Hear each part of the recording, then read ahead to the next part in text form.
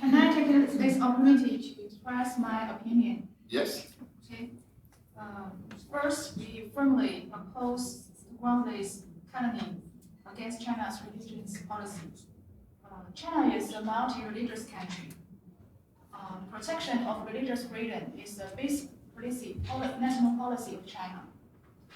Chinese citizens can freely choose and express their belief. It is protected by law. You can find it in Chinese constitution. I can give you some statistics to prove my opinion. There are more than 100 million religious people in China, and over 5,500 religious groups conduct activities in China. The Chinese government inputs 30 million yuan per year to build and repair religious places, such as mosques, temples, and churches. So I think it's convincing that religious freedom is protected in China. But however, 邪教 is not the same thing. 邪教, they distort the doctrine and make use of people's religious belief to carry out illegal activities. Chinese authority punishing these criminals according to law. And our purpose is to better protect normal activities and the right to religious belief. I believe in the world there is no government could allow criminal crimes under the guise of religion. So that's my opinion. Thank you.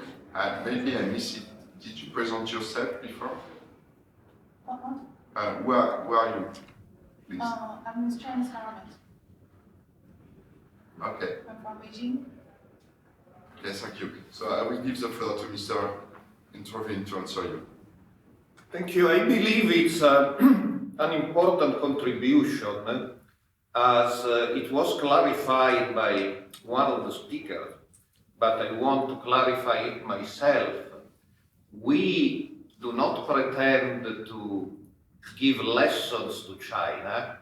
We are very well aware that even in the West, there are problems about religious liberty.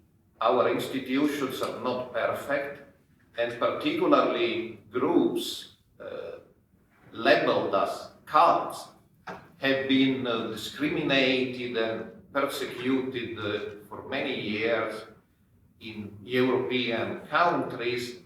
There is a debate even in the United States in these very days because television series are questioning why incidents such as the one in Waco, really the police handled the situation according to the law. So I don't believe we are in a position to say we are the good countries, some other countries are, but that's completely foreign to our attitude and certainly to my attitude. And I'm very grateful to the Chinese authorities for having invited me twice in 2017 and also in previous years to China to discuss these issues with them. So I believe dialogue is very important. And so we should make an effort to understand how the Chinese system operates and what are the reasons behind Chinese attitudes. On the other hand, dialogue always goes both ways. So we listen with respect to the position of the Chinese authorities, but when we were kindly invited to China, we also presented our different point of view. So I believe a key comment in your presentation is that Xie distort the doctrines. Now, distorting the doctrines in our Western European or American legal system is not a crime. And again, I say our system is not perfect. But distorting the doctrines cannot be, in our opinion, be constructed of a crime, because what is a distorted doctrine for one people is the truth for the next person. And so we absolutely agree that people who commit crime, people who kill people, people who abuse women or children, they should be punished. Our concern, however, with your Article 300 of Chinese Criminal Code and with the interpretation of Article 300 in January 2017 by the Chinese Supreme Court and the Chinese Supreme Procuratorate is that in the definition of criminal activities by Xie Jiao, there are crimes such as spreading superstition or preaching false doctrines. And that is exactly the point where we do not agree, because how you define a superstition, how you define a true doctrine or a false doctrine. Again, what for me is a true doctrine, perhaps for you is a false doctrine. What for you is a true doctrine, perhaps for me is a false doctrine. So we should surely continue this dialogue, and as we try to understand the rationale for the Chinese attitudes against Xie Jiao, and as I say, that I understand that dates back to the Ming period. It's not new. It's a constant in Chinese history. I believe the Chinese side should also try to understand the different points of view and the fact that international convention doesn't really allow for discriminating against religious groups for what they believe. False teaching, distorted teachings, heterodox teaching. So, of course, common crimes should be punished, but nobody should be persecuted for simply believing something other people do not agree with. But again, I thank you for your intervention, and I hope that the dialogue can be continued during the next years. Chinese. Can you introduce yourself? Thank you. I'm a staff from Chinese Association for International Understanding. Just want to ask a question that have you ever gone to China and get some first-hand materials about these cases that related to the Church of Almighty God? Why I asked this question, because that, to be honest, there are too many rumors and fake stories on the internet today all over the world, you know. Even though the stories are told by the people that experienced by himself, the story might not be the entire truth. And in the video, only the adherents of Almighty God were interviewed, but we didn't get any words from the Chinese officers and the police. And I think we should interview one side and should interview the other side, and that can give us the entire truth. And I also noted that the interviewees in the video, they dressed well, they looked their skin, the color of their skin looked light yellow, and they looked they are not working on the land, but as I know that that many adherents in China of the Almighty God, then they are usually Chinese farmers. So I think that I suggest you to prepare a trip to China and go and see and do some real investigations or surveys on the issues that you talked about. Thank you for your kind question. That's exactly what we did. Here you see a report published by KK News, that's a government agency, about my trip to China. Yeah. I mean, I spent 8 days in Henan with the 610 office of the police. I was invited by the Chinese Anti-Cult Association with another 3 American scholars, and we toured all Henan. Unfortunately, we could not meet with actual members of the Church of Almighty God. That was not allowed by the Chinese authorities. But in all the different cities we visited, we met police officers and we met former members of the Church of Almighty God, which had been reformed in labor camps, and told to us their stories. So that's exactly what we did. I did my study on the Church of Almighty God is particular of the crimes ascribed to the Church of Almighty God is completely based on documents I received from Chinese authorities. I didn't receive any documents on the McDonald's murder, for instance, by the Church of Almighty God. They don't have any documents about it. It was done by a different group. You can find there my article on the McDonald's murder, all the documents quoted there, documents I received from the Chinese authorities. So I thank you for your suggestion. It makes a lot of sense. And that's exactly what we did. We went to China, we interviewed police officers, we interviewed former members of the Church of Almighty God. Some of them are reformed and today are members of the Communist Party. We interviewed the relatives of members of the Church of Almighty God who are members of the Chinese Communist Party and very much against the Church of Almighty God. You are perfectly right. That's the homework scholars should do. And that's exactly what we did. But on the other hand, we also interviewed members of the Church of Almighty God in Korea, in Europe, in the United States. We would have loved to do this in China, but it's underground organization, we were not allowed.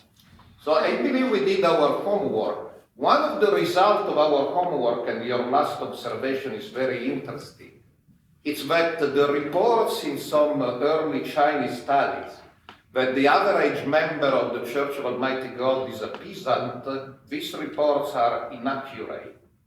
Statistically, the majority of the members of the Church of Almighty God are middle class. So it's not surprising that they don't look like peasants, because they are not peasants. That was reported in some of the very early studies of the Church of Almighty God written 6-7 years ago. But one of the interesting results of our studies, that's basically a mistake. Most members of the Church of Almighty God are middle class. They are not farmers. Yeah. I mean, next time, maybe you should put some officers' words in the video, and we hear from different sides, and we can totally know the entire truth from both sides.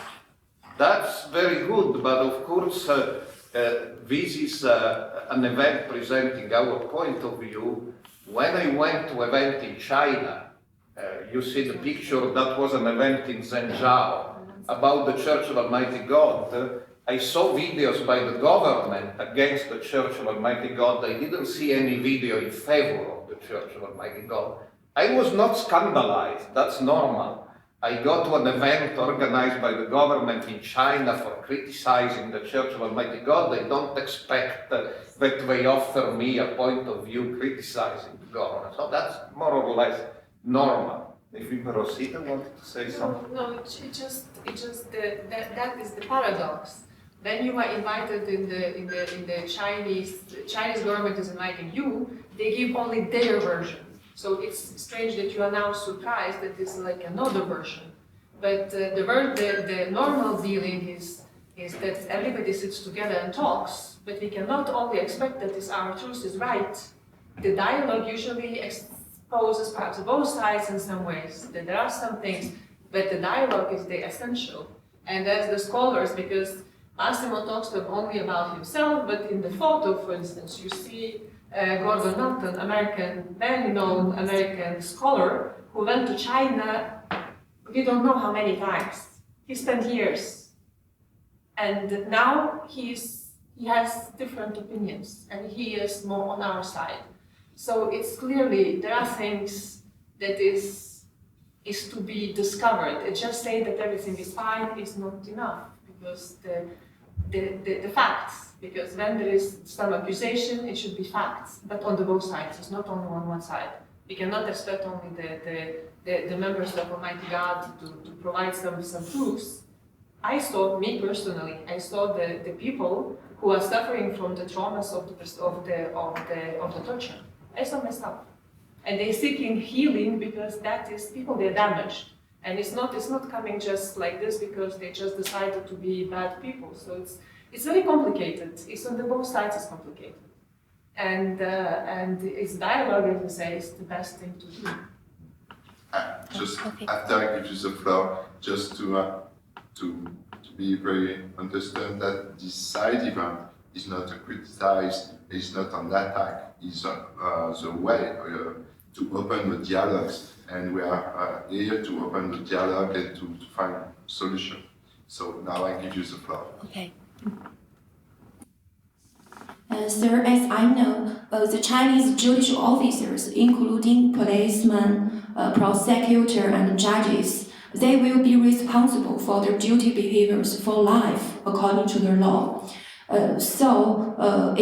If they were found to have any wrongdoings, even when they retire, they will be punished by the law.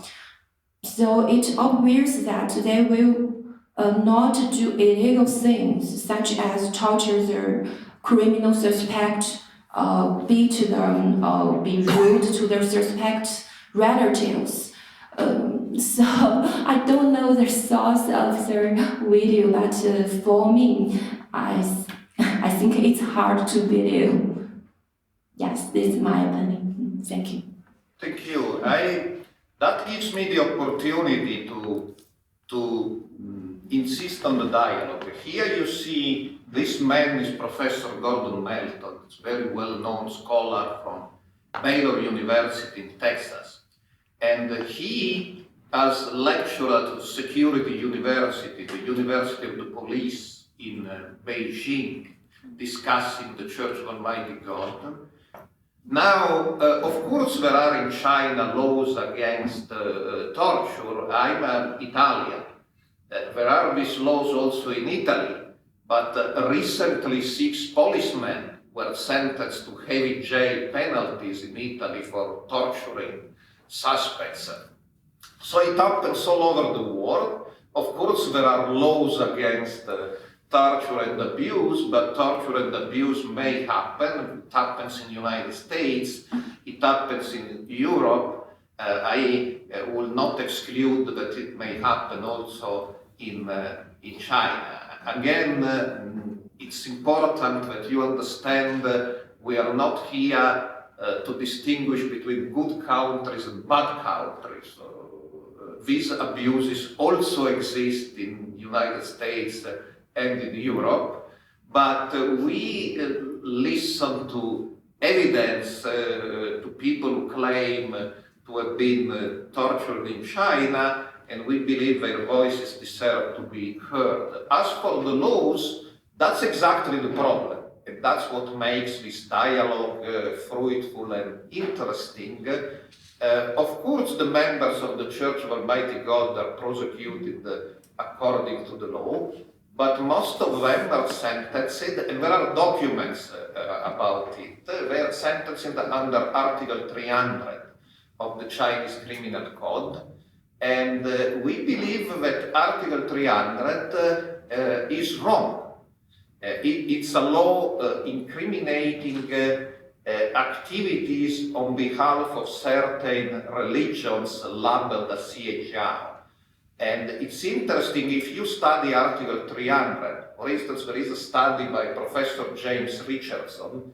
He's an eminent scholar of law, and that he is an eminent scholar of law has been recognized by the Chinese authorities. They have invited him repeatedly to lecture in China, including in the Security University in Beijing, and he studied Article 300 and concluded Article 300 punishes people simply for being active or doing missionary activities on behalf of certain religions or cults, okay, and that's something we do not agree with. Again, if people steal, murder, abuse children, abuse women, they should be punished.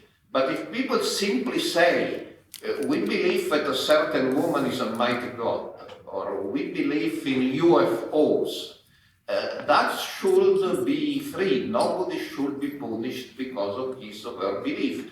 We understand that's a cultural difference, that the Xiejiao legislation exists in China since the 18th century. It's not been invented by recent authorities, but that's a point of disagreement we should frankly and sincerely discuss. I just would like to underline that this meeting is not about is proving or discussing about the torture. Torture is one of the persecution's elements. Because if you see the title of the event is clearly said, is religious freedom and ethical persecution in China. Because there is intolerance, there is discrimination, there is persecution, and then it might be torture. So we are not trying to prove that we are really the gods, that we know and that we have made it. It will be too much. What we're discussing here, we're discussing persecution. And persecution, I believe, it's clearly the law, the list of the groups that they are Xinjiang. So it's clear there is a persecution. That's all we say. The rest is not up to us, because torture is a very serious crime. And it's different, it's covered by the Convention on Persecution, and there are different mechanisms to do it. It's not, that's what we do here. Here it's a very simple thing. We try to say and to prove with the arguments that the members of the Church of Almighty God, they are persecuted or discriminated against. This is higher, it's persecution.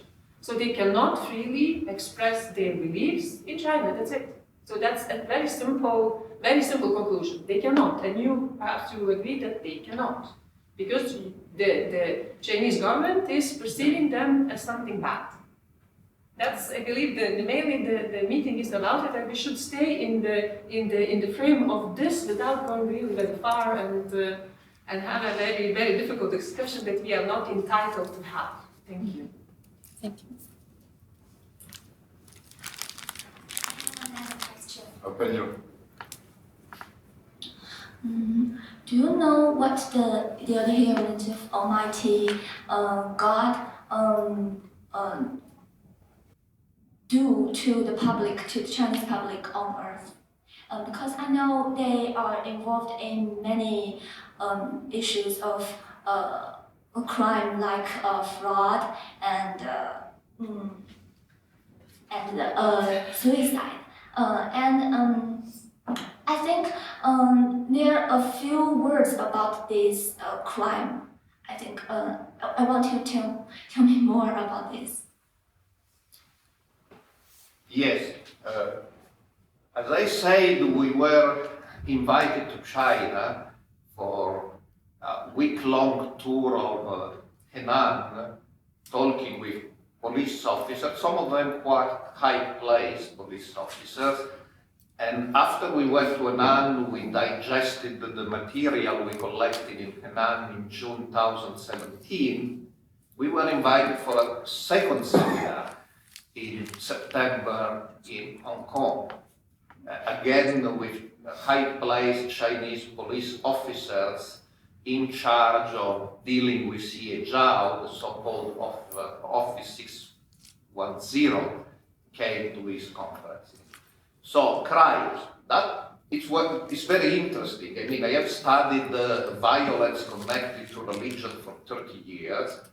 So we asked the Chinese side, the police, to provide documents about these crimes. And we were provided with a number of documents on some crimes. On other crimes, we were told there are no documents, because they are too old, the documents have disappeared, or all the procedure was not done in writing. So, very shortly, there are 4 main incidents we have received documents about. Number 1, the McDonald's murder. 2014 in Sichuan, you will find my study on the table. It was a different group who used the name Almighty God, but recognized a different Almighty God, not the same person this group recognizes as Almighty God. Number 2, there was the case of a boy whose eyes were gouged out in Shaanxi, and documents from Chinese sources, because Almighty God said we have nothing to do, so they don't have documents about it, were studied by another scholar who was invited to both trips to China, Professor Holly Fogg. She teaches in Washington State in the US. Again, you find there an article she wrote, and Chinese police closed the investigation by saying the boy's eyes were gouged out by the boy's aunt, who later committed suicide. She's not a member of the Church of Almighty God. And only after 1 year, after the McDonald's case, some Chinese media started involving the Church of Almighty God, but that's not what the documents say. Case number 3, riots in 2012 about the prediction of the end of the world in 2012. Yes, there were riots in China. Yes, many Chinese believe the so-called Maya prophecy that the world will end in 2012. Perhaps in these riots there were some members of the Church of Almighty God, but the Church of Almighty God as an organization issued documents that this belief was false. And that makes sense, as I know the theology of the Church of Almighty God. I've studied it quite in depth. The Church of Almighty God does not believe in the end of the world. In 2012 or in any other date, it believes the world will be transformed in a better world, but will not be destroyed. And also they believe that this transformation of the world can only take place after the person they recognize as Almighty God will have completely dismission. And as Mr. Ru mentioned it, even Emily Dutt, she's an Australian scholar, she doesn't like the Church of Almighty God, but in her book about the Church of Almighty God, she clarifies that those members who spread the 2012 prophecies were disapproved by the leaders of the Church of Almighty God. Some of them were excommunicated, were expelled. Number 4, in 2002, 16 years ago, some pastors of a Christian church called the China Gospel Fellowship claimed to have been kidnapped by Church of Almighty God for purposes of conversion. And here the case is very interesting because the Chinese authorities never opened an investigation. There is no police investigation, there is no court case. And we have to believe these pastors and lay leaders of the China Gospel Fellowship, but their story is very not persuasive. And again, you will find an issue of a scholarly journal with an article I wrote based on the existing documents, which are not police documents because police never investigate this case, are documents by this Christian group, and these documents are not very convincing. Very good for a novel. Actually, 2 novels were written in this case, but novels are one case and the reality is something different. I know there are other accusations. You can find them even in Wikipedia very easily, but about these other 2-3 incidents, which are very old, date back to 20 years ago, I asked personally the Chinese authorities to provide documents, and they told me there are no documents left, so I cannot say anything. Fall under the category of rumors, because when there are no documents, they are rumors, they are not fact. Thank you. Yes, and it's time to finish now. We go over more than 40 minutes. So that's very good to have this question, this exchange, because it shows the purpose of this side event, which is dialogue. And for sure, after, we can continue this dialogue. So thank you.